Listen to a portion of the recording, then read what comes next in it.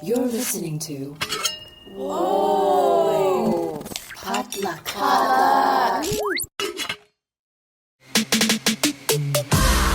Hi, I'm Charlene Kay. I'm a musician, songwriter, and guitarist. Growing up, I loved music. Whether it was pop, acoustic, emo, I ate it all up. But as a Chinese-American kid living in Scottsdale, Arizona, I also felt isolated, never really seeing artists who looked like me or shared my experiences. So, after years of performing on stages all over the world, I wanted to create a space to highlight the amazing Asian musicians who I knew were out there, just not always getting played on the radio. That's why I started Golden Hour, a podcast where Asian singers, songwriters, instrumentalists, and music producers share their personal stories, and it's a space for you to discover your new favorite artist. Listen to Golden Hour with me, Charlene Kay, wherever you get your podcasts. Part of the Potluck Podcast Collective.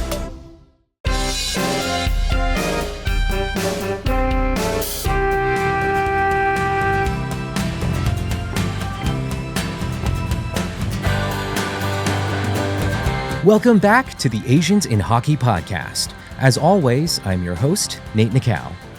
So today I've got a bonus episode for you, which I wanted to share with you all now, since it's especially timely given what's been going on in the hockey world lately.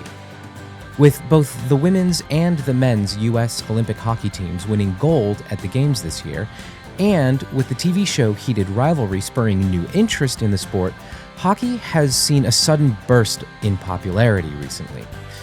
I've been seeing a lot of chatter on social media from new fans entering the game, so I'm sure there are new fans everywhere, which is incredibly exciting for those of us who want to see hockey grow.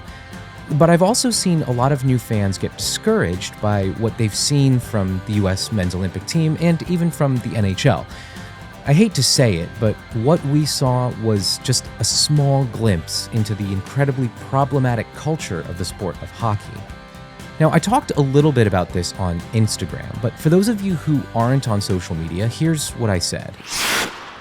By now, we've all seen the video of FBI Director Kash Patel celebrating with the US men's hockey team after their gold medal victory at the Olympics. Now, I wasn't originally going to comment on this because I figured, what's the point? So many others in this community have articulated my thoughts better than I could, so why not just repost their reels? I did that, but I do think it's worth throwing my own 2 cents in, and not just echoing and amplifying the themes that have resonated with me, but also providing a little bit of my own perspective. Since my podcast is called Asians in Hockey, and Kash Patel is of Asian descent, this whole embarrassing situation is right at the intersection of the subject matter I deal with here, so here goes. There are a couple things that are really bothering me about this, not the least of which being the fact that when we bring up racism, misogyny, homophobia, and transphobia in sports, the most common response is, don't bring politics into sports. Kash Patel, a political appointee, was quite literally brought into sports. USA Hockey, the U.S. men's Olympic hockey team, and anyone else who allowed him into the locker room and celebrated with him brought politics into sports. Now, as one of my recent guests on the podcast, Dr. Martin Hyun, pointed out, don't complain about us bringing politics into sports when we shine a spotlight on injustice and equality, while over 100,000 fans at the 1936 Olympics celebrated Hitler's entrance into the stadium, or while the FBI director who is complicit in his government's cover-up of probably the most notorious child sex trafficking network in recorded history flies to Milan to watch and celebrate a hockey game at taxpayers' expense, and you remain silent on the marriage of politics and sports. As an Asian American and as a hockey fan, I'm disgusted that aside from Stephanie Arndt, the Team USA women's hockey equipment manager, Jennifer Chi, the Team USA women's hockey orthopedics massage therapist, and Bridge Singh, the Team USA men's hockey operations manager, the only Asian representation at a hockey event for Team USA was this fucker, who isn't even a Team USA player, coach, or staff member. Now, quick side note, I do realize I've been remiss in not shouting out those Team USA staff members on the podcast, and I do apologize that I'm giving them a shout out in the middle of this rant, but since the Olympics are now over, I wanted to at least mention them since I won't be releasing another full episode for a few weeks. Anyway, I just wanted to take a few moments to point these things out. Sports are inherently a staging area for politics. As we've seen from some of Team USA's current athletes like Hunter Hess and Alyssa Liu, sports can be a platform for justice-oriented messaging. And as we've seen from the U.S. men's hockey team and the IOC, it can also be a platform for those in power to push their agenda or to silence dissent. Is men's hockey culture irreparably broken? So, this isn't really touching on the intersection of hockey and the Asian diaspora, but since I'm Asian and I want to talk about hockey, I'm just going to go with it.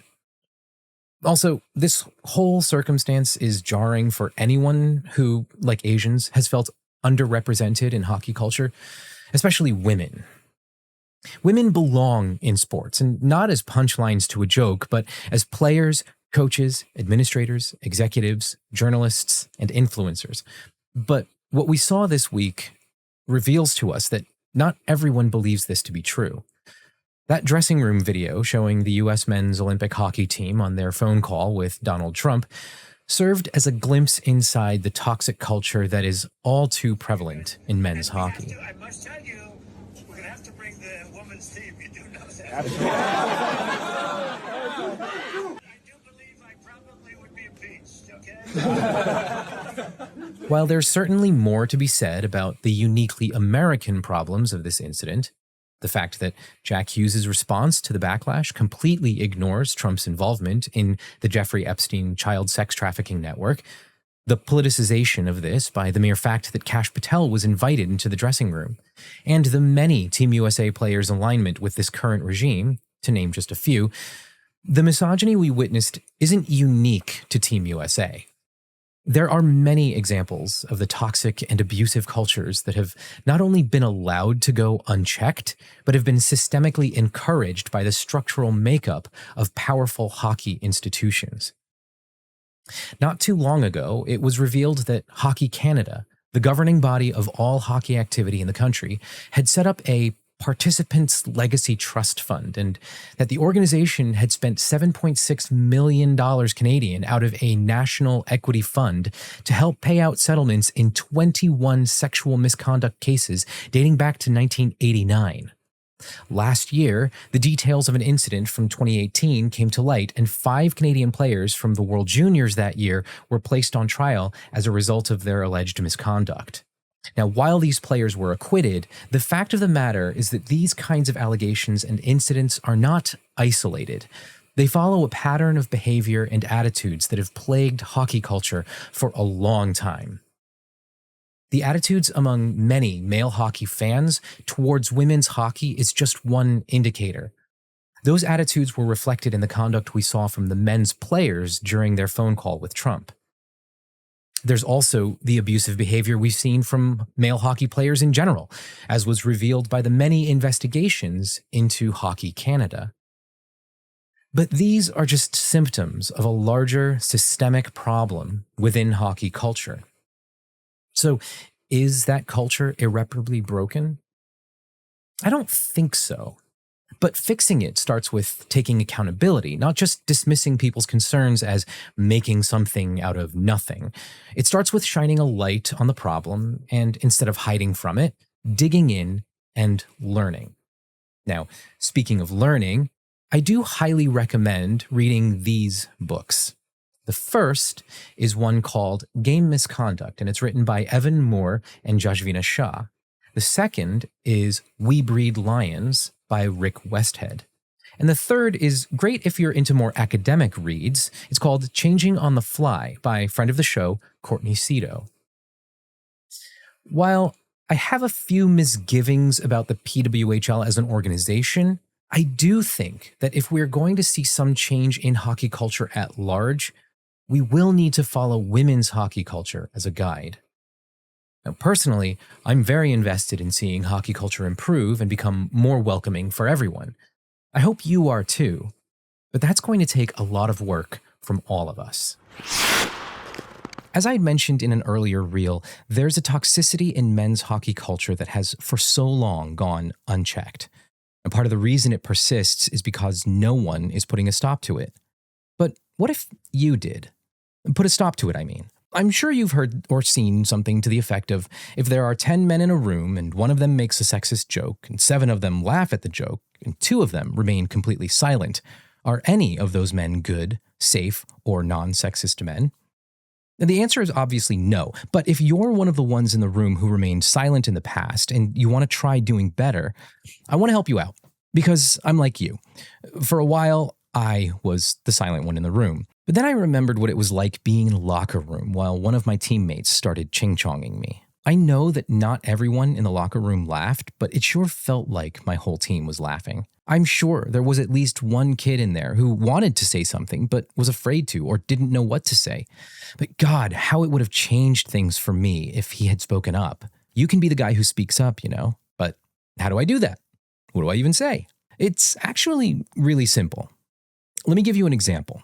A few years ago, after a long session of drop-in, a handful of us left the ice a bit early, and while we were in the dressing room, one of the goalies opened his mouth. I'm going to heavily sanitize what he said, but it basically amounted to something like, "This is why they shouldn't allow girls to play." All I said to him was, "Why? Because they're better than you? Maybe you just need to work on closing your 5-hole a little bit faster." I'll admit the cards were stacked in my favor a bit because the other 2 guys in the dressing room were also friends with the women who dropped in that night. So there was safety in numbers for me, and I knew that ahead of time. But honestly, you don't even need to go that far. If you don't think anyone else in the room will side with you, you can keep it a whole lot simpler. Maybe even a little less confrontational. Next time you hear someone making a sexist joke, you can reply with, "Not cool, man." Or even, "Yeah, that's not really funny." And if he pushes back on you, you can ask, "Why do you think that's funny?" Chances are he'll get really uncomfortable trying to explain.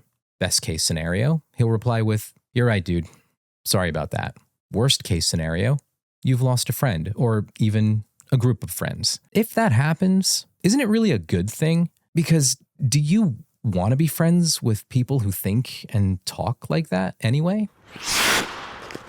Since this topic is front and center in so many people's minds, I wanted to spend a little bit of time on it with a couple folks who are very well versed in investigating and talking about hockey culture at large, but specifically the problematic and toxic aspects that permeate the sport.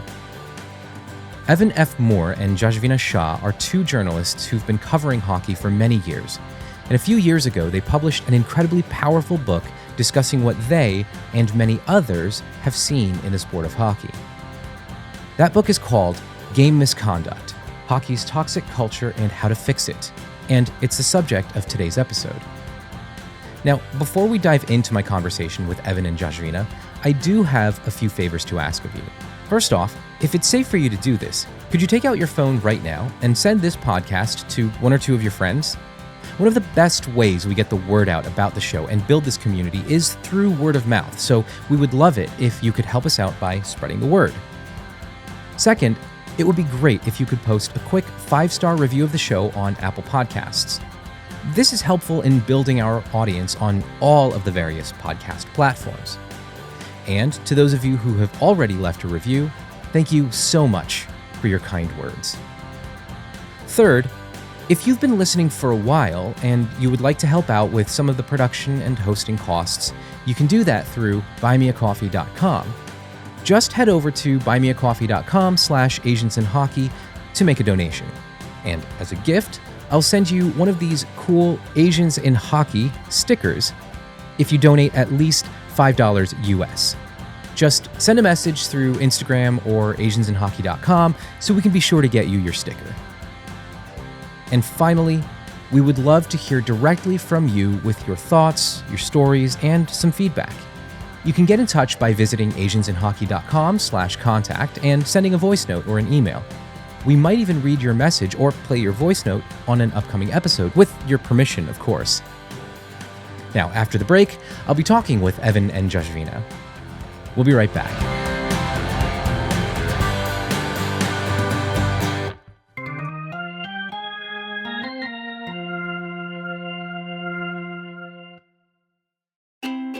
Great news! The Korean Drama Podcast is back for our 6th season. The Korean Drama Podcast is the podcast about watching Korean dramas by people who don't watch Korean dramas. Hosted by Candace, Jane, and me, Kim. Wait, if it's our 6th season, can we still say we're people who don't watch Korean dramas? I'm sure it's fine. Let's just call it character development, which we love in K-dramas. For our new season, we're recapping the hit 2025 romantic fantasy series Heavenly Ever After, about an elderly couple who reunite in the afterlife. Only he's now in his 30s while she's chosen to appear in her 80s. Awkward. So join us each week as we discuss the highs and lows of the afterlife in Heavenly Ever After, episode by episode. Part of the Potluck Podcast Collective. Welcome back to the show. I'm joined today by Evan F. Moore and Jashvina Shah, two journalists and co-authors of the book Game Misconduct, Hockey's Toxic Culture and How to Fix It. Jashvina also covers college hockey as a reporter and was named a social change advocate by The Hockey News in their May 2023 Money and Power issue. Evan is also an adjunct professor at DePaul University, teaching a course based on this very book that we will be discussing today. Thank you both for joining me on the Asians in Hockey podcast. Evan, you're not the first non-Asian to hang out with me on the podcast, but you do get the honor of hanging out with me along with a fellow Asian in the space. But thank you both for coming in and chatting with me today. Yeah, of course. Happy to be here. So I want to kick things off by asking you about your experience with the sport of hockey. Could you tell us a little bit about your journey with the sport and what it was that drew you to hockey? And I'll start with you, Jashvina. Yeah, so I quite famously do not come from a hockey family. My parents lived in Cleveland, so we were raised football fans. They didn't have, a hockey team.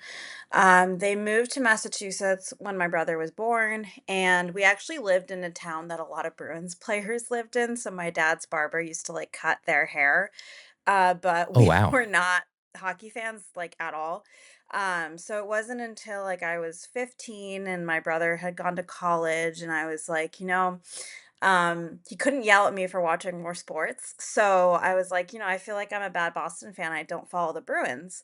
And by that time we were in New Jersey and I was able, which was different. I'm a huge Boston fan because I was born here and I don't have I didn't get to watch every game.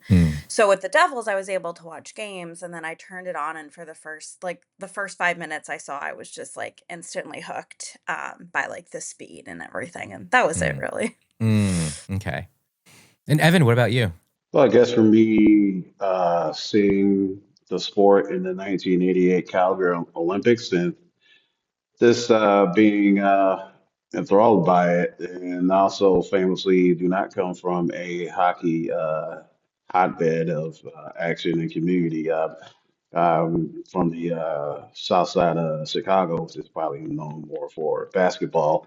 So, I mean, saw the sport, as I said, the Olympics, and I thought it was pretty cool. And it was really fast, and really exciting, and everything else. And then it was for me, it was just watching it because I didn't grow up around any rinks. But honestly, I got involved in the sport later through playing and also being a hockey dad. Gotcha. So you might have touched a little bit on this in your answers here, but I'm curious more specifically, why address hockey culture? You both, actually all three of us, we don't really come from a hockey background. We sort of came to hockey a little later in life.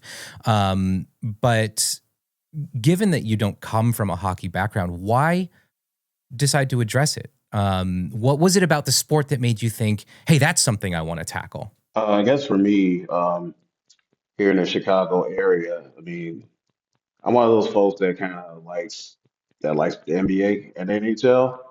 And normally in hockey spaces, we kind of get into this in the book in terms of what hockey means as opposed in different cities, and maybe the football team is the most popular thing, or maybe the hockey team, or maybe the baseball team, what have you.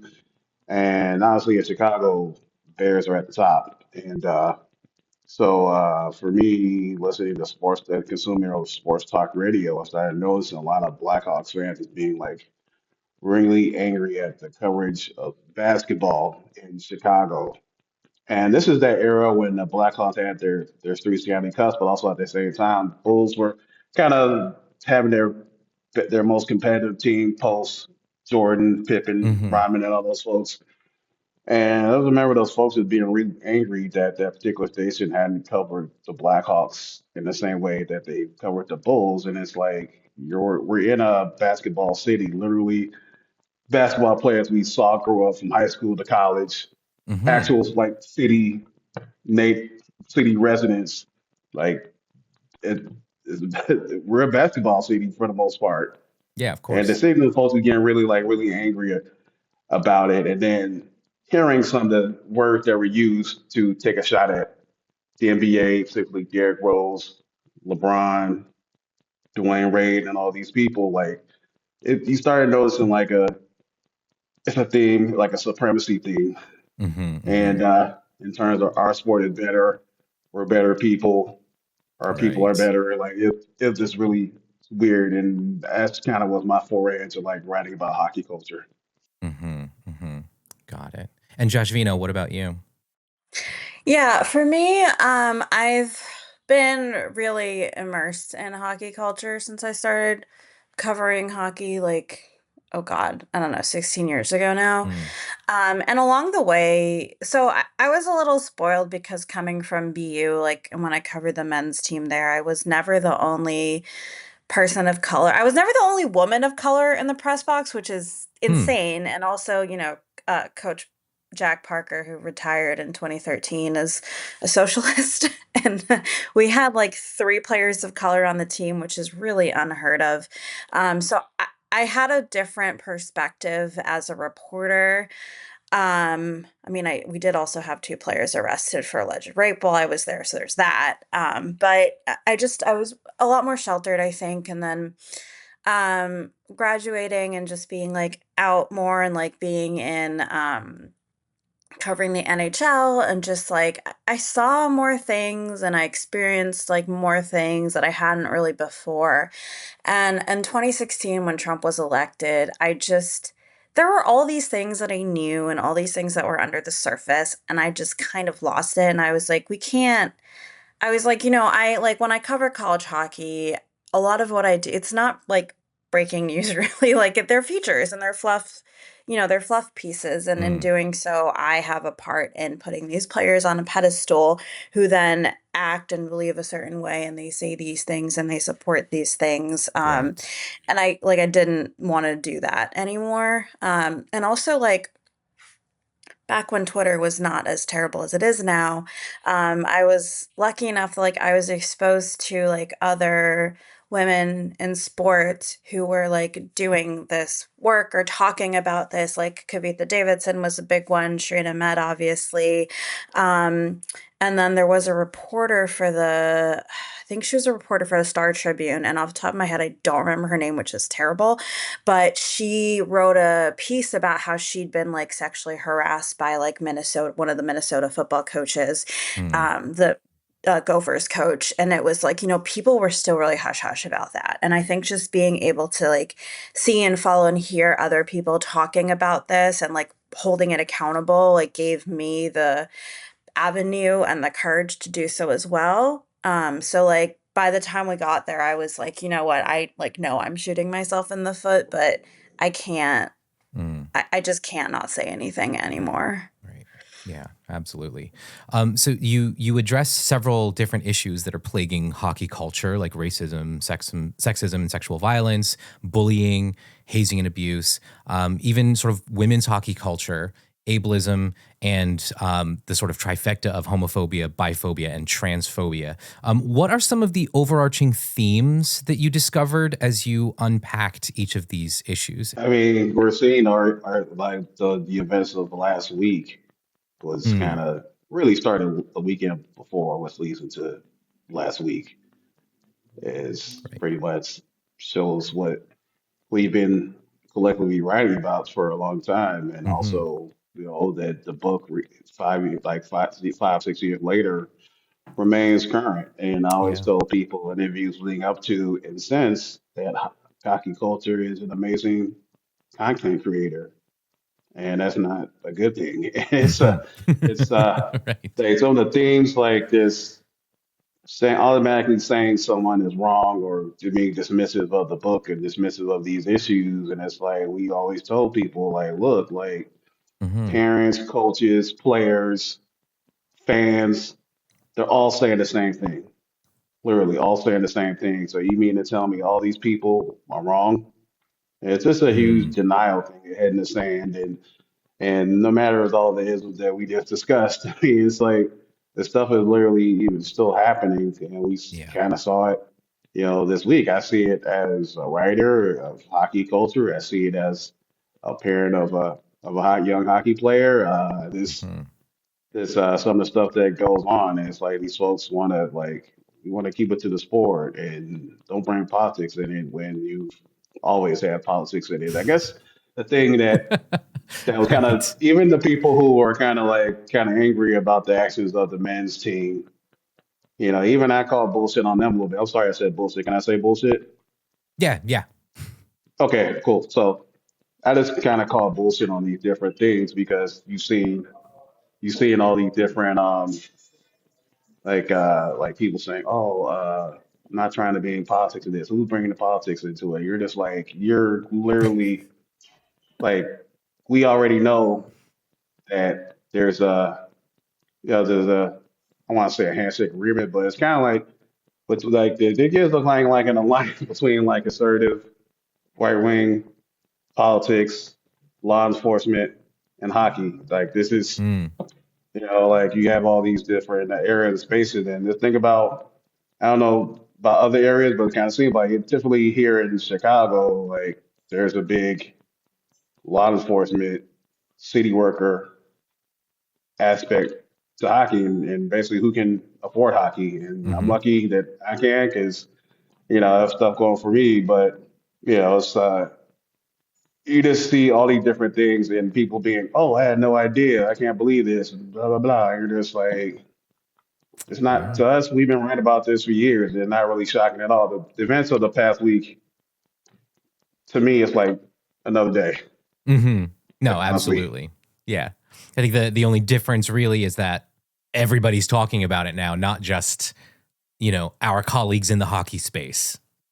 hmm Do you have any thoughts, Jashvina? Yeah, I mean, I think, a part of me is glad that the men's team went to the White House, because I think now people can't ignore it. There may have been certain things that, like, if you weren't fully in the know, you maybe didn't know were happening. But there were other things that people just chose to ignore, like, didn't want to engage with when, like, as Evan said, like, this has been happening forever. This isn't new. It's not surprising. But I think now it's at a forefront where people are no longer willing to or can't really ignore it. The whole political thing drives me insane. Like Jack Hughes said something about like everyone wants to make it political, and it's like you went to a political event and you wore a political hat. Right. I'm like, I don't remember I if he said that before or after, but at the very least, it was after the political appointee, Kash Patel, was invited into their locker room. How can we not talk about this from a political standpoint? yeah. I mean, it is. Yeah, it's you may like no. Also, I can't. It's nothing is not political. Okay, like Exactly. in order Exactly. for organized sports to happen, there are politics involved in literally making it happen. You exist, therefore you are part of politics. Yeah. I can't deal with this anymore. I'm really tired of people trying to find excuses.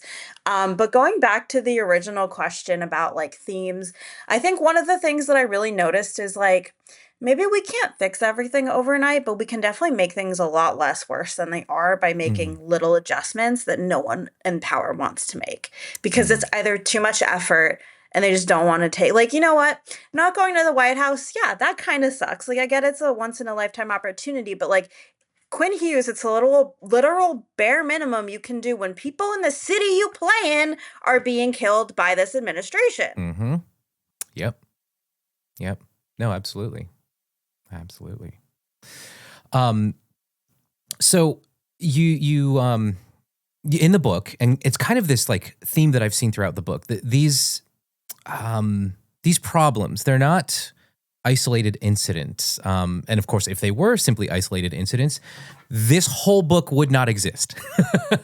But because they are sort of structural and inherent to the culture of hockey, what do you see as kind of that structure causing the most sort of issues? And let me rephrase that. Let me back up and rephrase that. Where do you see that structure kind of most clearly at work? Is it in sort of grassroots hockey organizations? Is it in youth hockey? Is it in, say, media narratives? Or is it in the front office, in league governance at higher echelons? Or is it inherent to the fact that the men's hockey landscape is just so complex and that nobody has governance or ownership in any of this? Or is it like a combination of all of those things? I feel like it's all of them. Yeah. And it's like hard to say, but I really think like all of these things work together. Like obviously who you have in charge at the top really matters, but who's coaching your kids also matters.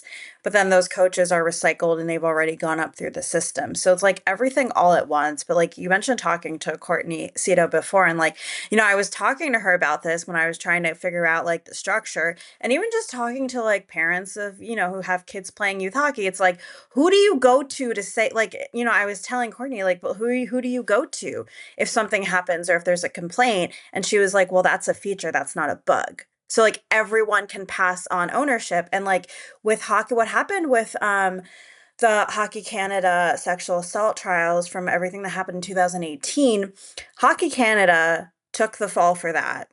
And they were the ones that had to go through all this, make rules that for some reason should have existed but didn't exist. That's a whole other conversation. But it's like those players were with Hockey Canada for like a few weeks, they came from somewhere else. Granted, Hockey Canada is responsible for youth hockey, but those players were also major junior players. Right. And major juniors had zero accountability in that. Yeah. And no one was holding them accountable. And it's like, especially in hockey that is so international and players are always coming across borders, they're coming across leagues, they're interacting with each other. It's like, it's not just one governing body. It's all of you guys. So it's like everywhere. It's just, and then, the media, good Lord, I can't. Yeah. At some point in the book, you brought up the fact that Mike Babcock was brought in as an analyst, and you're like, what are we actually changing things, or are we just creating new problems in place of the old ones that we were supposed to be trying to fix by I mean, they have like, NHL on TNT or whatever. One of them had like Barstool people on their analyst, and it's like, what do you do? You know what? Just go away. All of you, go away. Yeah, no, I completely agree. And I think something that's sort of bothered me is like, people will talk about Canada versus the US and how in the US things are a little bit worse than they are in Canada.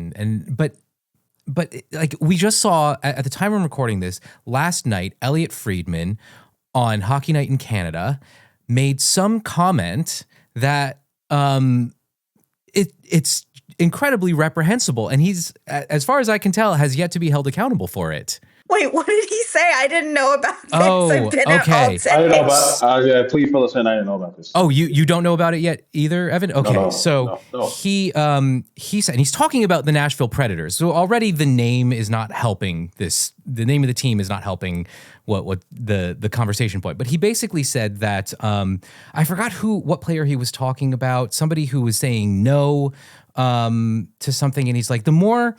I think it had to do with trade talks or something. I forgot the exact context, but he said something like, it's kind of like dating. The more a girl says no, the more attractive she becomes. Wow. Oh my God. Yeah. Ew. Yeah. Well, he's never going to be fired, so he No. can say whatever he wants, I guess. Exactly. I have some issue with him, and I don't remember what he did in the past. Who knows? Like, most of these people have done something bad. But I mean, Yeah, it's bad. It's really bad. So, I guess segueing into a conversation about media, you're both journalists yourselves.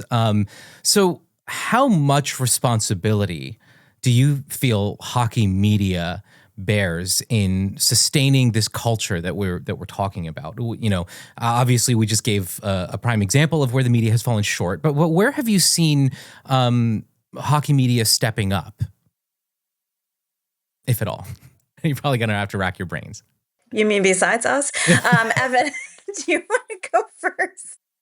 I mean, I haven't seen many examples, and the fact that I'm currently struggling to find examples outside of ourselves and a few other folks kind of shows you're right there. I mean, in terms of media, I mean, that's part of the class I teach and the other things I do at DePaul. And in terms of media literacy, and we've been talking about all this stuff that's been going on in other places too, where hockey culture kind of like when someone does something, just take something in the book, and and not only media, there'll be fans saying, "Oh, so and so made a mistake," and air quotes mistake.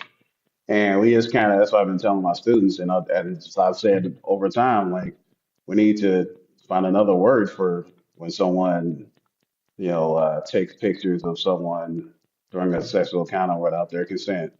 Like it's a mistake to me is like, I don't know, burning toast or bumping into someone or burning your tongue on coffee, not all this stuff that's detailed in our book and countless articles over time. And just folks just having this idea that quote unquote hockey players can't do any wrong. And you saw that, I guess, I'm really big into like anthropology and stuff, and also to study humans and what people say and when they say it and how they say it and who they say it to. And now it could be an NBA player who's probably black is located is labeled a thug, and someone else like I'll use a local example, Patrick Kane, where when all that stuff came about him, it was all like, oh, he's just a kid.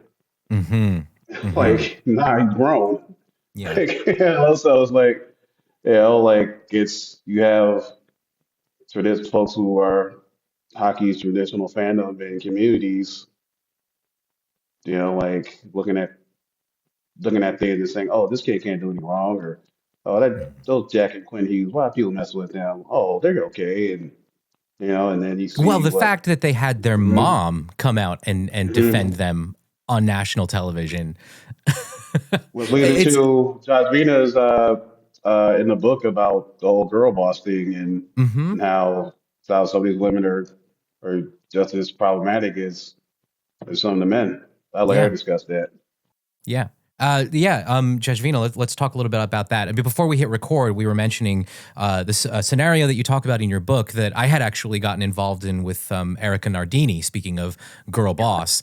But Jashvina, do you have any thoughts too? I actually just wrote a newsletter today where I said Ellen Hughes did a bad job of raising her sons. And I stand by that comment, and I think people should stop championing her as or holding her up as a champion of women, because she's also very problematic. I mean, oh my God, that girl boss thing was so long ago too. Yeah. But it's I mean, there's a huge issue with women's hockey, and I love to see people being like, "Hey, women's hockey is great. Let's watch it." I don't love to see the fact that fleet tickets are now reselling for $300. I don't think that's how we should be doing this. So people should stop. Yeah. But that's another conversation. I mean, people were like praising the women's team for not going to the White House, and I'm like, dude, some of those players would have gladly gone. Like, Peter Curl is a major transphobe. Oh, absolutely. There's a lot of white feminism in women's hockey, and it's very problematic. And I mean, just because they're women doesn't mean they're not shitty. Just because oh God, Erica Nardini was terrible. But yeah, it's a big problem. And I mean, I want people to support women's hockey, but there needs to be more pressure from within women's hockey. Yeah. I think you look at one of the people who gave money to the PWHL, he also gives money to ICE or whatever. I don't remember. Yeah, if I'm not mistaken, I think I just did a little bit of reading myself to try to brush up on some of this. And Mark Walter, who is sort of the primary shareholder in the PWHL and essentially the founder of the league, and owns the majority stake in all of the teams. For anyone who's not familiar, the PWHL does function differently from many other North American sports leagues in that the league itself has ownership of all of the teams. They're not franchises that are owned by different people and organizations. And so Mark Walter and the Walter family has majority ownership of the entirety of the league. And he, I believe, has investments in private prisons and ICE detention centers. I did notice somebody on Threads point this out and say, "Hey, great time to start talking about this.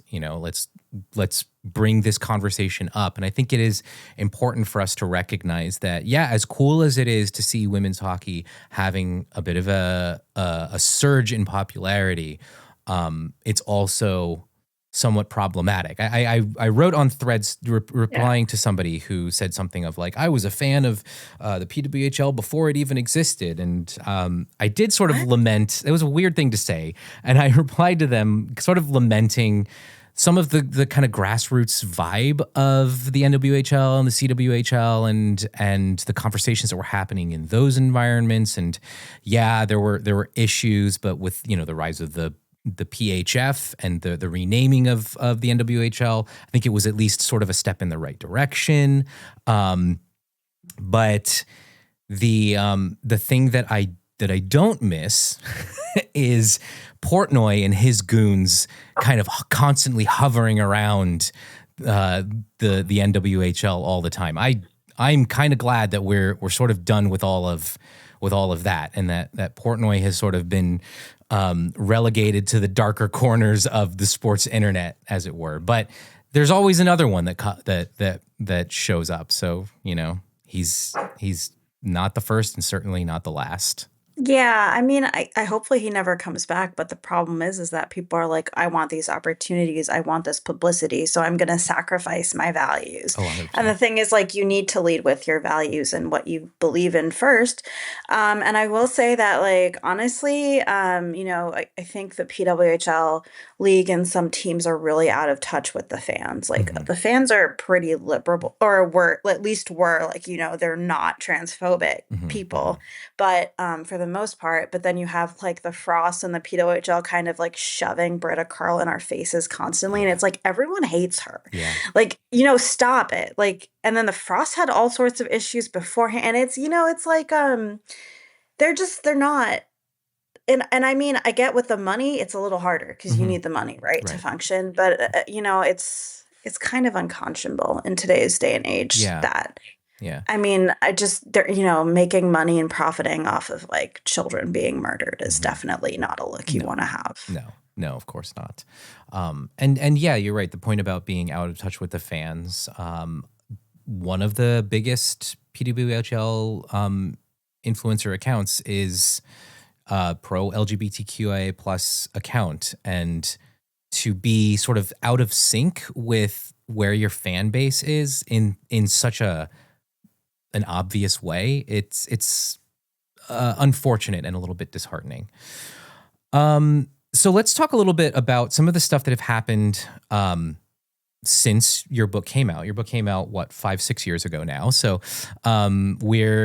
a lot has changed. We're talking about women's hockey, but I also want to talk about what you were alluding to a couple minutes ago, the 2025 Hockey Canada trial that was sort of the reveal of some stuff that had happened in 2018. And this isn't the first time that something like this has kind of been exposed, but it gained a lot of notoriety, and I think part of the issue that I had with what happened was that with such a high profile case reaching national news, well, international news, because we were reading about it here in the US as well, and then sort of nothing happening. I mean, the acquittal, I don't want to get into all of the legalese, but the fact that, Carter Hart, for example, was still signed by the Vegas Golden Knights What does that say to you, and how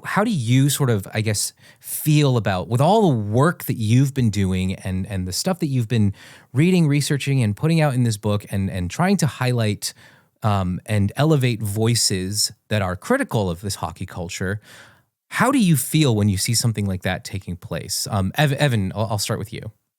Yeah, also one of those players, Cal Foote, is currently with the AHL Chicago Wolves, which is an affiliate of the Carolina Hurricanes. Mm, Um, so, I mean, we talked about this in our class too, where it's like, so, some people on the internet and other places will say like, well, they were acquitted. That's it. And mhm. people need to realize that's necessarily not like a qualified shutdown. It's not the shutdown that people think it is. Right. Because look at any study, like in terms of like sex assault and rape and other things, like 75% of those aren't reported for Yeah. various reasons, namely having to have to like relive and talk about terrible accounts, police, lawyers, then in court, and a lot of folks at that point feel like it's not worth it because you have to Mhm. relive that trauma each and every time. And I mean, I'm not shocked that it's I know it's an overarching theme for us since we came on with you that we're not shocked, and because we've been doing the research. Mhm.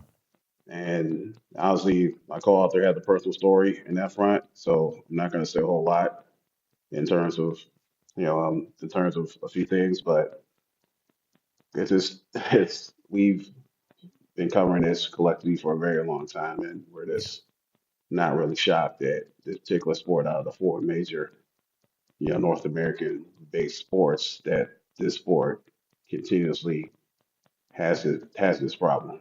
Mhm. Mhm. Yeah, absolutely. Yeah, like there were a couple examples that we put in the book of players who have like literally been arrested and gone to jail and still came back to Mhm. play.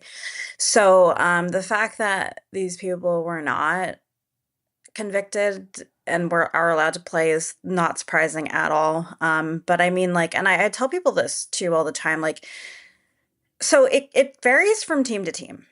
Some teams are better than others, like considerably. Mhm. Vegas is considerably very bad. I Mhm. don't think anyone would argue with that. Yeah. So the fact that Vegas like went and signed Carter Hart is not surprising. I mean, if you mentioned the Hockey Canada thing, but so there were two things that happened when this book was actually going to print, and that was Hockey Canada was first being that was gaining more traction, Mhm. and the second thing was that everything that happened with the Blackhawks was coming out. Right. And the Blackhawks face like no repercussions at all for what they Mhm. did. Players are like coaches are allowed to coach; they're allowed to be in these positions. Yeah. And part of it is like the NHL does not and refuses to have a player conduct policy, Mm. which the NFL does have, and it allows you to do your own investigation and basically say, we're not going to allow you to play because you violated this clause. Mhm. And I'm not a legal person, but I assume it's along the lines of it gives you legal coverage, right? Like you Mhm. can't say to someone you weren't convicted, so I can't let you play.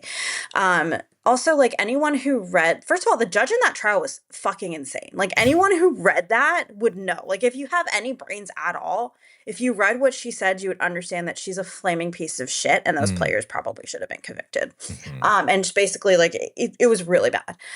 But yeah, like to Evan's note, so many like people. I believe in this case, she did not do it. I believe it was Canada that was prosecuting on her behalf or whatever. Someone like I don't know that she was the one driving it. Okay.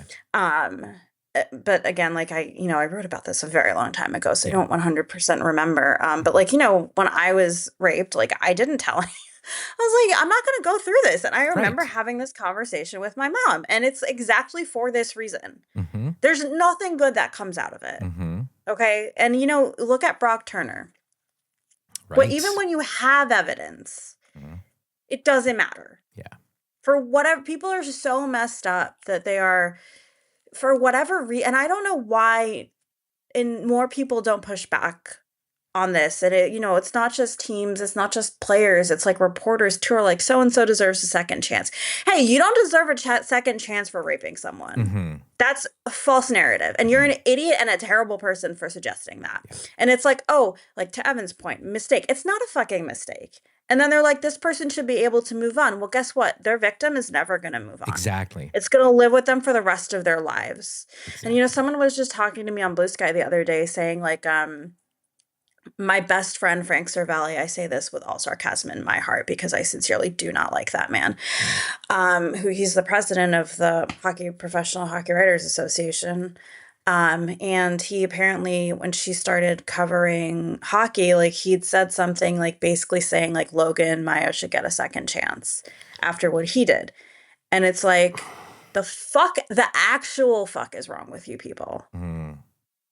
And this is why, honestly, I'm so glad I don't cover hockey in mainstream media or that I don't work for a team because, like, I think I would have been fired a long time ago because this is just, we're in this position, but that's it. There's, like, that culture of silence. Like, if you say something, we will fire you, and that prevents people from speaking out. But it's like, this is unconscionable. These people should have all been fired a long time ago. Well, what do you think is the cost of that culture of silence? Or sorry, let's name maybe a few examples of what that costs. Both hockey, victims, etc.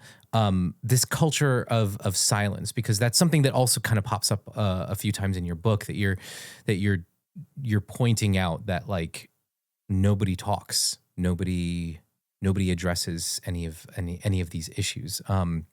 Why do you think it is so central to hockey culture? And what is the cost to the sport? I think let's maybe shift the focus in that direction. It's a breeding ground for predators. That's what it ends up being, a breeding ground for predators. I mean, you think about the Blackhawks and how many media and you didn't say anything, which is insane because you're a journalist. It's literally your fucking job. You think about their example. God, what's his name? I can't remember his name. Graham James and Sheldon Kennedy. You know how many people made those jokes? Like they knew, but they didn't say anything. Yeah. And that's it. Like it is a breeding ground for fucking predators. Yeah. It is a safe haven for predators. And that's what you have made hockey. That is what organized hockey is at this point. Yeah. It reminds me a little bit. So I come from, in my other life, I've spoken out about the evangelical church because I spent practically the entirety of my life in that world. And as I was sort of reading through your book, I was horrifically reminded of the way that the evangelical church functions and how there is this culture of silence. And like you were saying, it's a breeding ground for predators. And organized hockey functions in such a similar way. Again, incredibly disheartening for those of us who love this sport. So let's talk about another recent event that more people might be aware of. The U.S. men's Olympic team was in the dressing room on a phone call with Donald Trump, which many, myself included, interpreted as overtly misogynistic. So how does a moment like that kind of reflect the locker room norms and the masculinity politics that you describe in your book? And I'll start with you, Evan.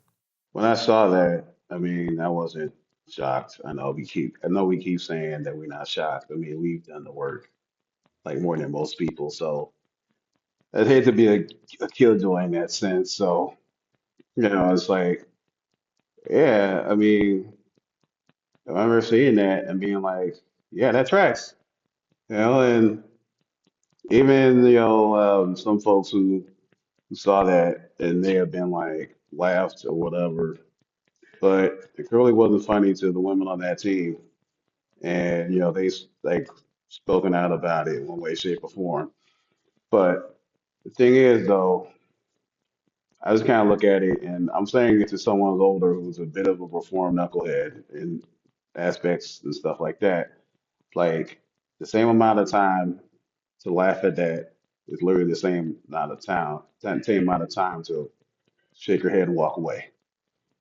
Like instead of standing there and laughing, and people are watching that. And thing is like there are a lot of people because of both of them winning gold medals. They're like, oh, hockey, cool, and also along with the stuff surrounding heated rivalry, and just kind of think about all that, and telling people, me as a heterosexual black man, and people being shocked that I've seen the series, seen it, and also like sometimes I'm just like, it's a hockey show. Of course I've seen it. This is the first time I've seen gay people kissing on TV. Like, look at TV. Like, for the last 20 years. Like, yeah, I mean, I'm not gonna lie. Like, how they went from one scene to sex scene was a little bit jarring, but had a friend who explained hookup culture in that community. So I was like, oh, okay. But, like, it kind of goes to show you that the bar is submerged when someone who thinks to someone when people are generally pleasantly shocked and surprised that I've seen it. But also getting back to what we were saying about the USA hockey team, and look at where these folks are from and what they came with in their community. They're basically insulated from a lot of different things, and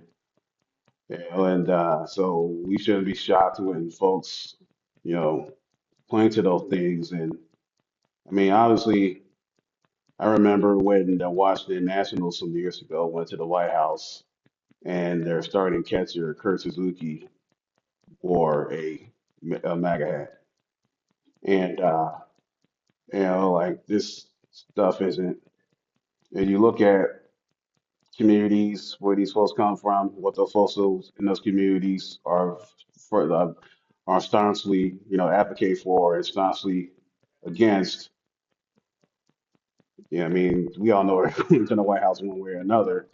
As you in other cultures, when the NBA, when it's mostly black players from marginalized communities, they tend to not go.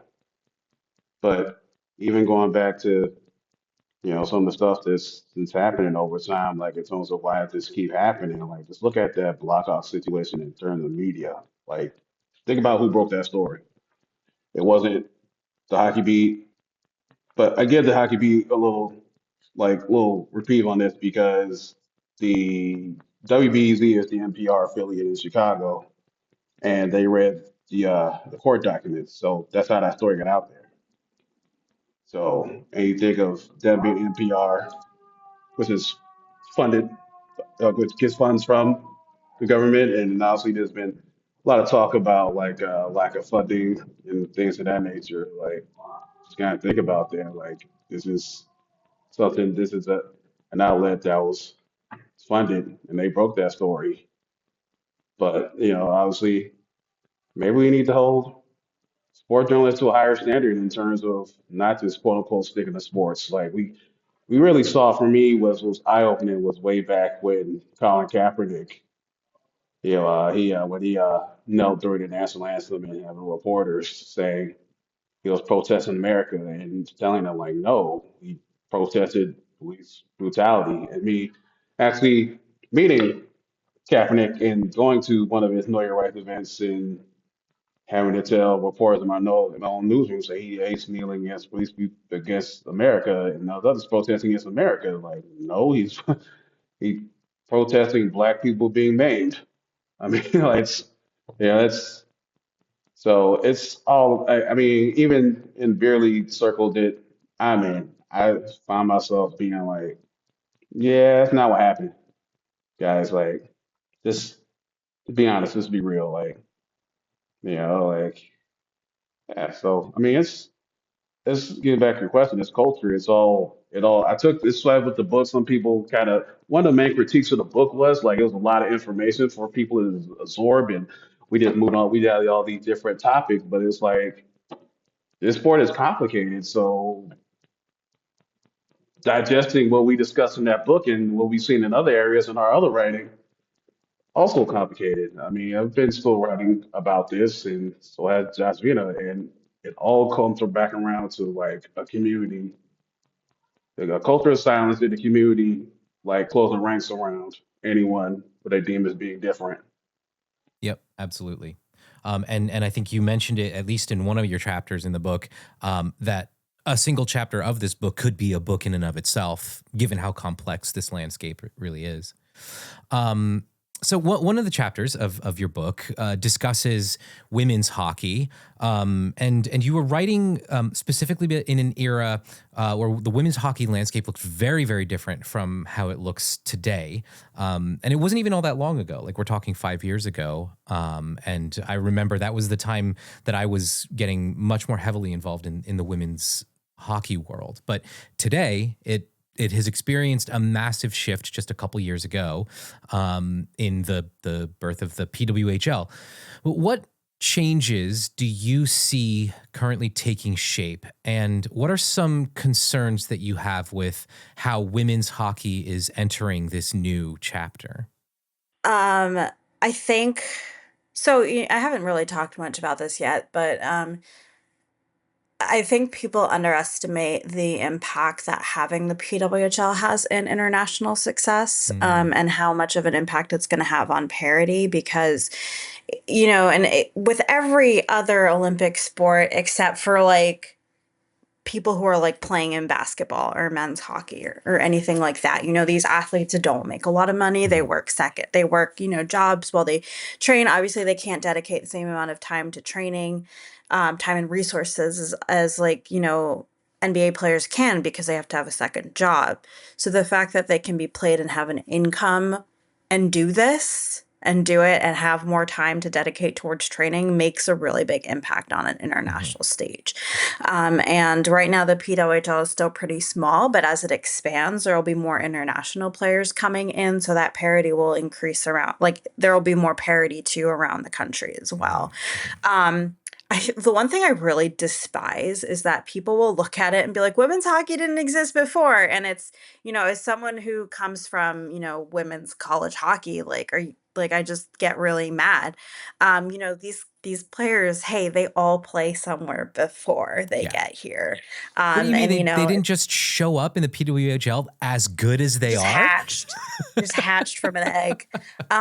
So, and people will be like, oh, like when the NWHL was formed, people were like, hockey didn't exist before this. And we're all like, okay, please stop. And unfortunately, they did lose a lot of CWHL history when the trophies were sold off, which is also really bad. But yeah, I think that there's this, that lack of history and this just, I'm all for people coming to women's hockey, but I'm not for white supremacists coming to women's hockey. No, thank you. Please go away. We don't need you. You're not the kind of fans we want.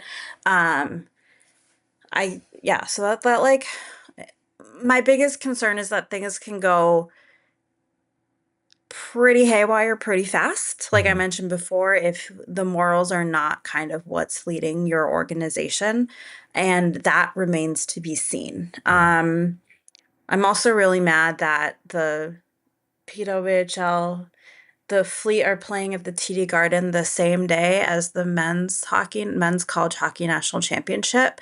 So a bunch of people who would have been there cannot go. And I really wish that wasn't the case. Yeah, that's really frustrating. Yeah, so I think, we're seeing a little bit better acknowledgement, I think, from the PWHL to colleges, because that is really important, and getting that support at that level is also really important. I feel like the NWHL and the CWHL didn't do that as much, which was super bizarre, because fifth-year seniors would play in the CWHL, who'd used up their NCAA eligibility, especially here in Boston. So I like that, I like Agganis Arena, which is my home, and I am not a person who likes, I'm a very territorial person, so I'm like, what are you doing in my home? I'm like, oh, who are all these people here? Why are you here in my house?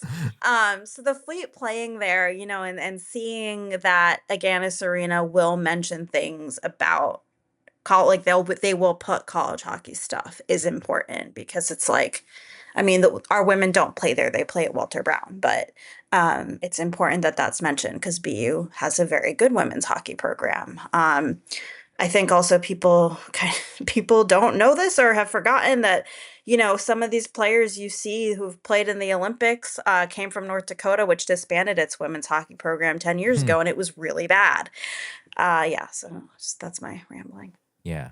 No, that's I think it's interesting too how, we're seeing this the PWHL taking that little step of acknowledging the college hockey landscape.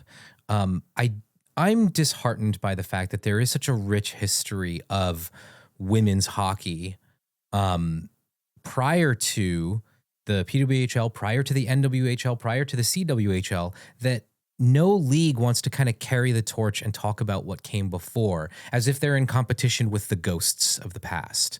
But there's so much rich history there that that the PWHL could draw on to kind of I would say expand their fandom even. Part of the reason that I became a Montreal Canadiens fan was because of the long, rich history of that organization. And so people like me who are interested in that long, rich history, I'd like to see the legacy of sports organizations. So that's just my 2 cents. And then I'm curious for you, for marginalized players or fans or anybody who's sort of involved in the sport, but feel alienated by it. What does accountability look like in a way that still preserves a love for the game? Is reform compatible with fandom? Even the word fanatic, does it make sense at all? What are your thoughts?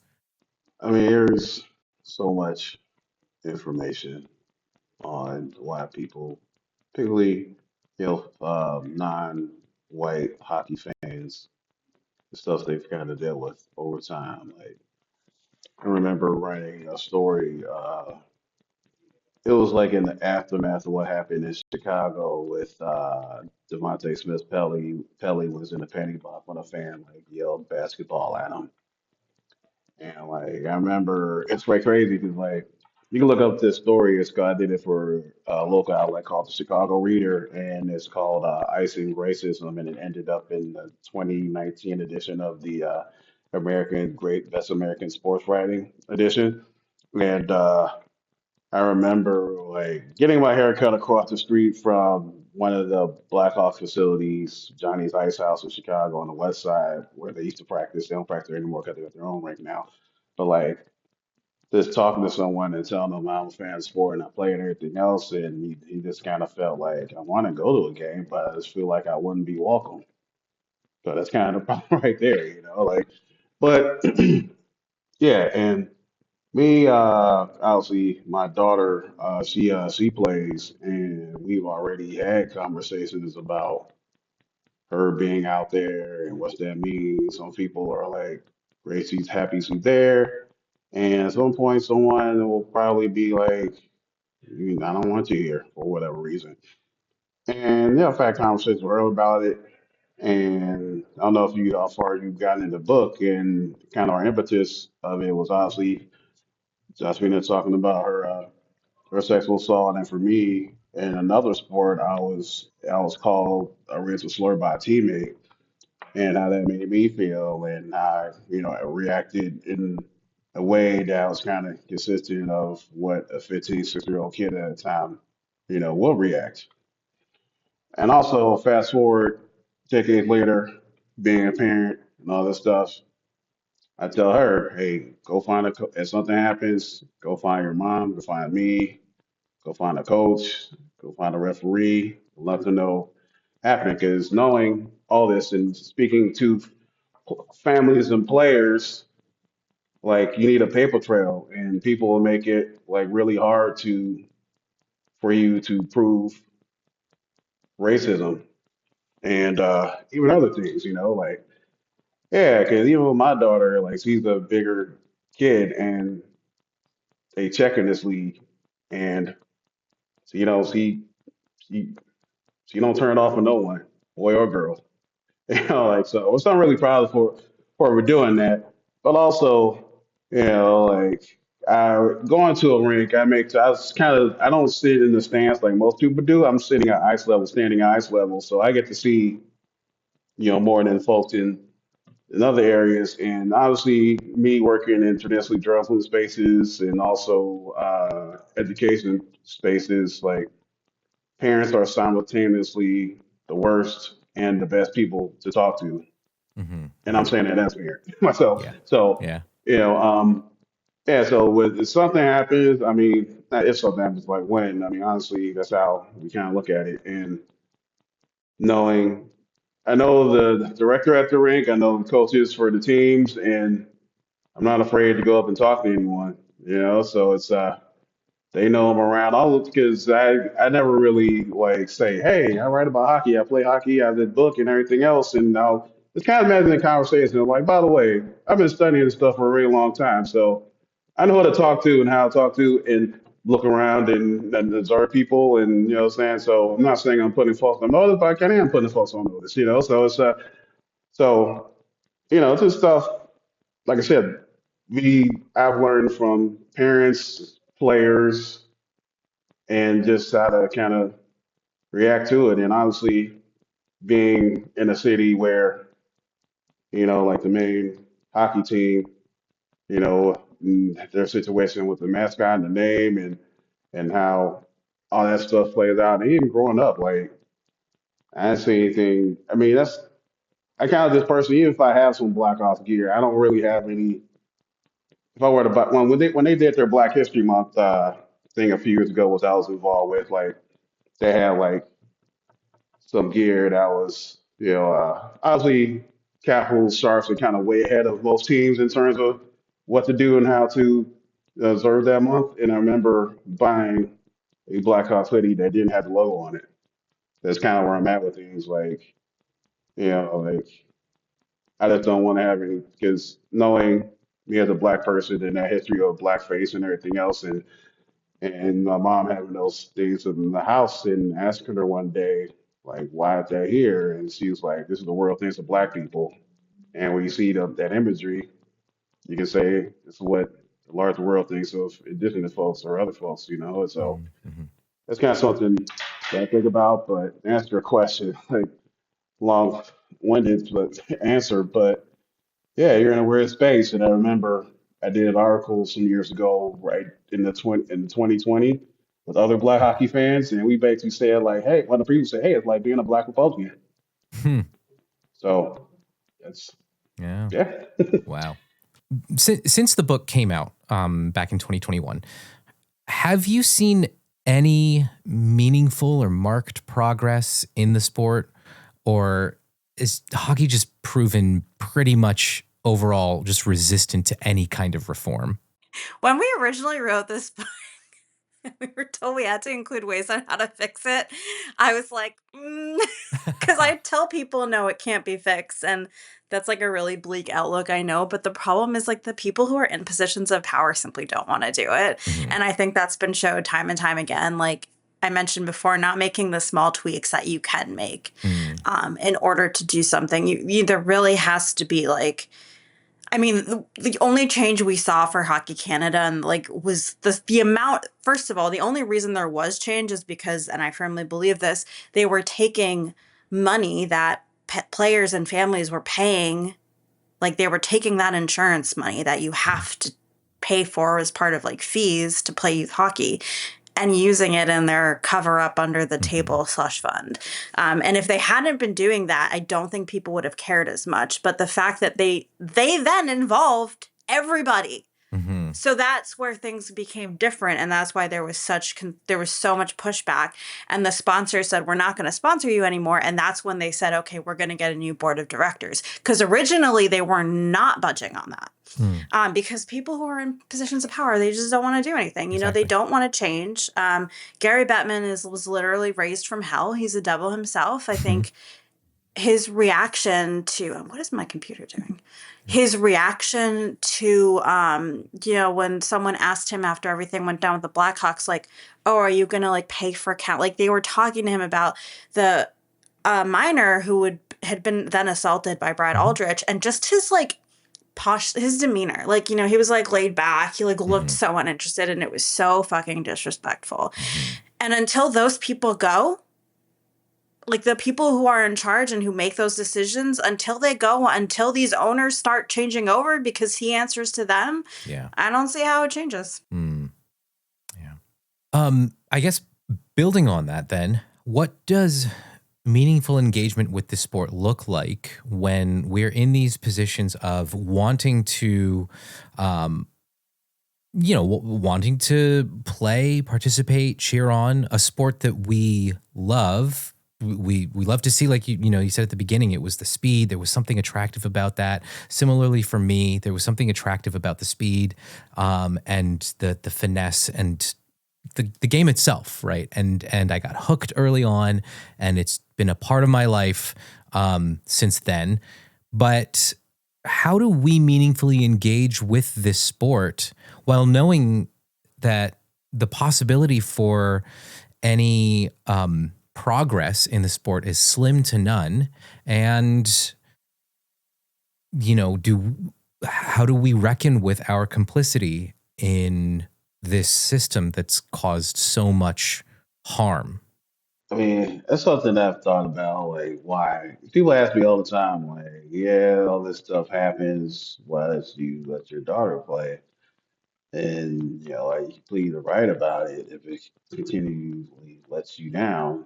Um, I mean, I feel like the sport is redeemable because it's reached me, a kid on the south side of Chicago. And I know that Jashvina is a little more cynical than I am on this.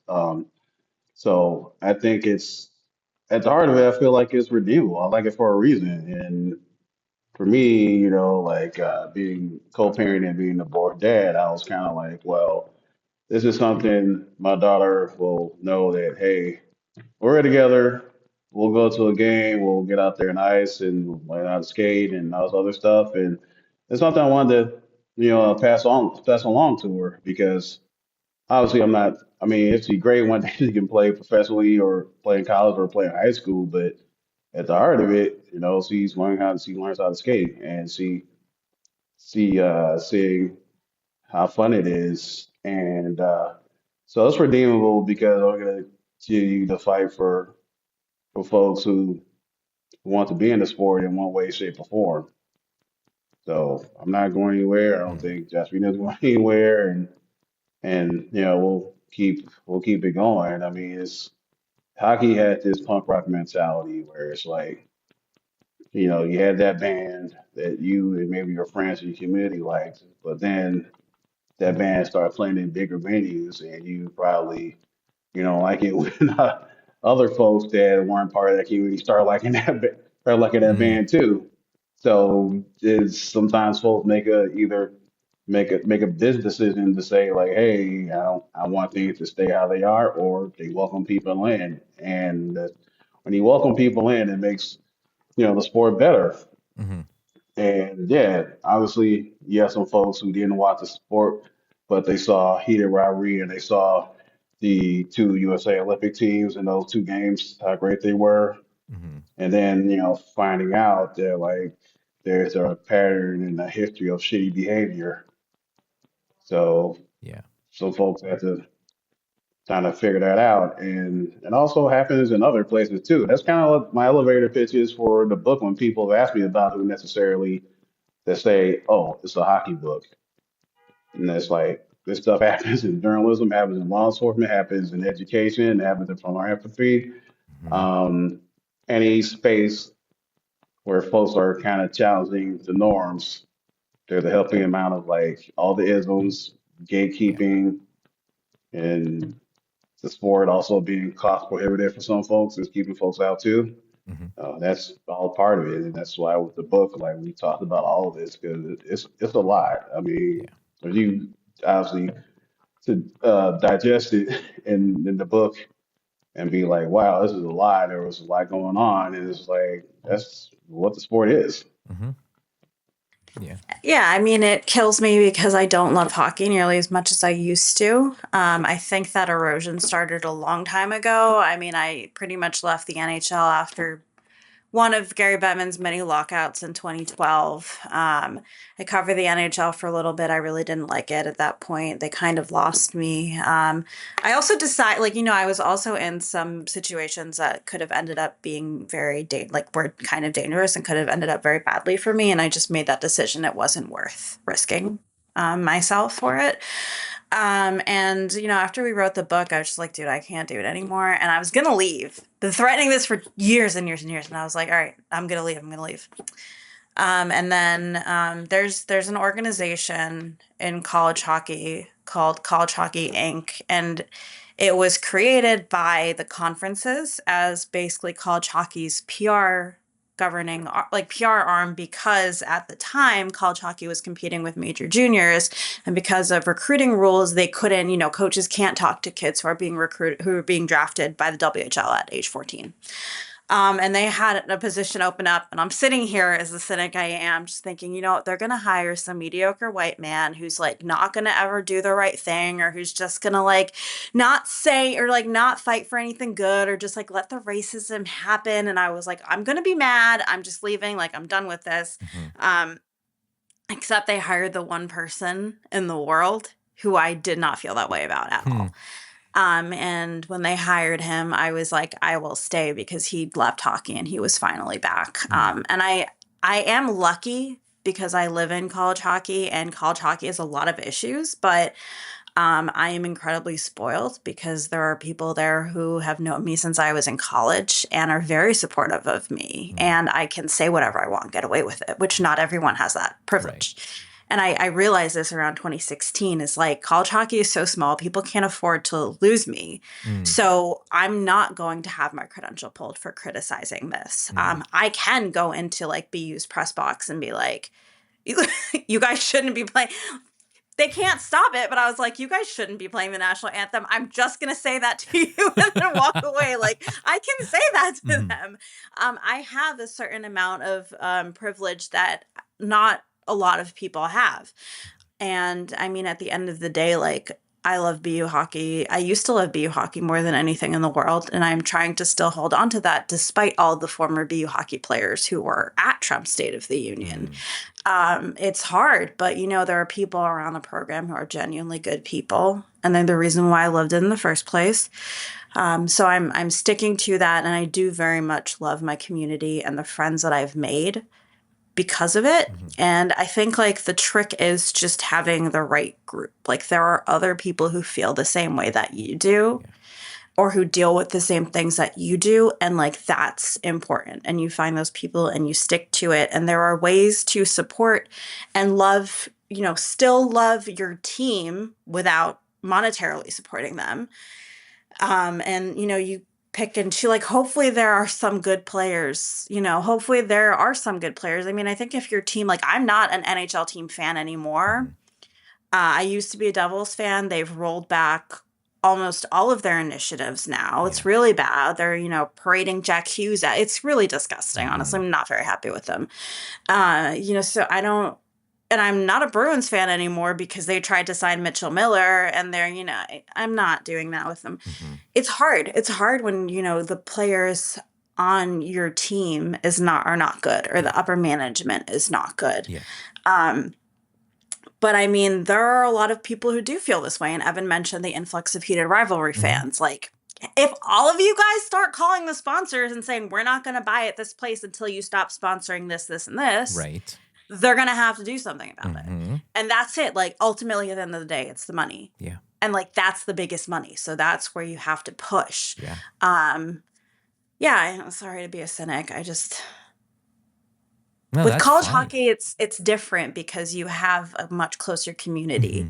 So it's like that community, and it's like the school. It's not just the players. Right. And also the players they're not on that stage. They don't say and act the same way because they're just on a smaller scale. Yeah. No, absolutely.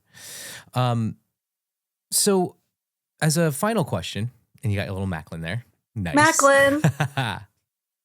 As a final question, what do you think would need to? You've alluded to this already in your answer to the previous question, but what would you think would need to happen in hockey for you to say, yes, this counts as meaningful change in the culture. And do you think we're anywhere near that? Or are we so far away from that happening that it's not even worth dreaming? I can already sort of sense where each of you stands, but I'll let you both go. Evan, let's start with you.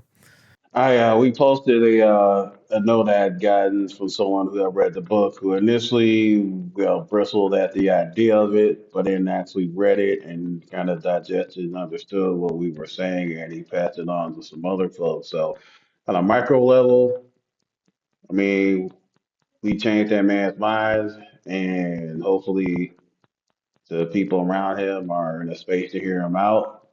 But on a macro level, the proof is in the pudding, and I know we sound like really cynical, but it's like all this stuff still comes back around, and it's still same old same, unfortunately. Yeah. Get rid of Gary Bettman. Yeah. I mean, I think it has to really be a grassroots moving forward thing, which is easier said than done because, like I mentioned, you have coaches who have gone through this. And, like, we talked a lot about bullying and hazing in the book. And, like, the reason it keeps happening is because people are like, well, it happened to me, so it should happen to you. And it's like, what is that actually? What is wrong with you? That's not how this works.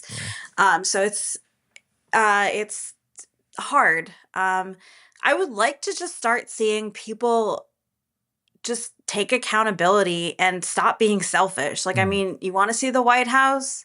Don't be selfish. Just don't go. Like, yeah, it sucks, but you're a privileged white man. You can probably go to the White House whenever you want. Like, I don't understand. Like, you make a ton of money. Right.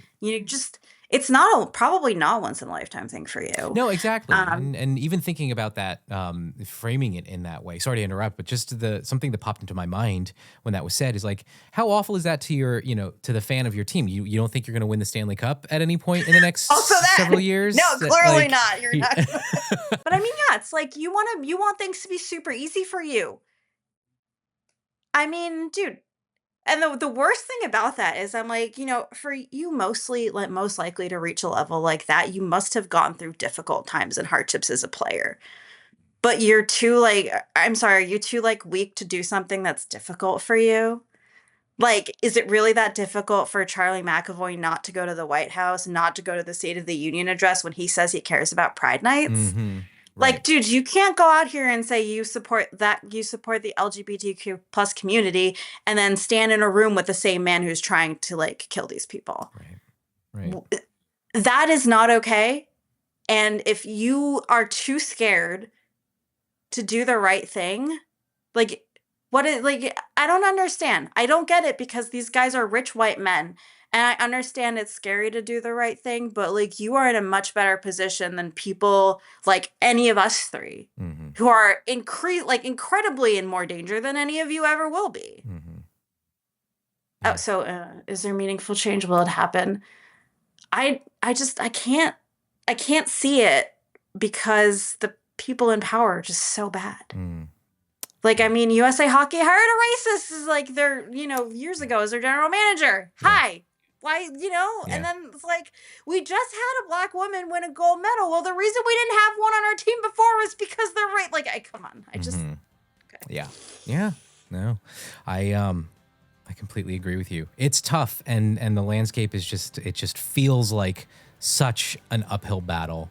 And those of us in these positions, we don't have any influence, at least in any sort of way that could. That's not true. We do. I think we do have influence. You say something, I say something, Evan says something, someone else sees that. 3 other people see that. 3 other people start doing it. You're right. 3 more people for each of those people see that. And I think the 3 of us have done that. We have definitely encouraged people to speak up and to speak out. And, like, we have to we have to really do a grassroots thing, but I think every little bit of it matters. Like, let's say you inspire someone to be a coach, right? Now you have a good person coaching these kids, and they're going to turn out better people because of it. So it is way small. Like, I think it's small, but I think it's possible. The ideal situation would be like, these owners just don't be shitty people who support Trump and get Gary Bettman out, or like not have crappy people in charge of like the hockey governing bodies. Like, that's the situation I think we ideally want to see. I don't think that's feasible for us to have, because the owners don't care about what we think. But at a grassroots level, we do have power. Yeah. So it starts with us. Thank you, Jashvina. I appreciate you sort of course correcting me on that. I know we are at time now. We're way past time. Evan, I thank you so much for staying a little bit extra as well, for hanging out with us. Last pitch, the book is Game Misconduct: Hockey's Toxic Culture and How to Fix It. I highly recommend. And there's S'mores the dog. And I highly recommend you go check this out, pick up a copy. I'll have links in the show notes. Evan, Jashvina, thank you so much for doing this, for having this really raw, frank conversation with me. It was powerful and enlightening and hopefully somewhat empowering for anyone listening. Thank you again. And we'll be in touch. I'll obviously see you around on the internet. That's it for today's episode. Be sure to tune in next time when it'll be all about hockey fandom with our first full-length fan report. Be sure to subscribe if you haven't already so you don't miss out, especially if you're a Philadelphia Flyers fan. Thank you so much for listening. Asians in Hockey is part of the Potluck Podcast Collective and is hosted and produced by Nate Nakao. Contributing producers are Chad Soon and Chris Wu. If you like what you heard, leave us a 5-star review on Apple Podcasts or Spotify and share this podcast with your friends. To keep up with us on socials, follow us on Instagram and Threads at Asians in Hockey and on Blue Sky at asiansinhockey.com. You can also find us on Facebook at facebook.com/asiansinhockey. Please feel free to shoot me an email at asiansinhockey@gmail.com, and don't forget to visit asiansinhockey.com for more great content. See you next time on the Asians in Hockey podcast.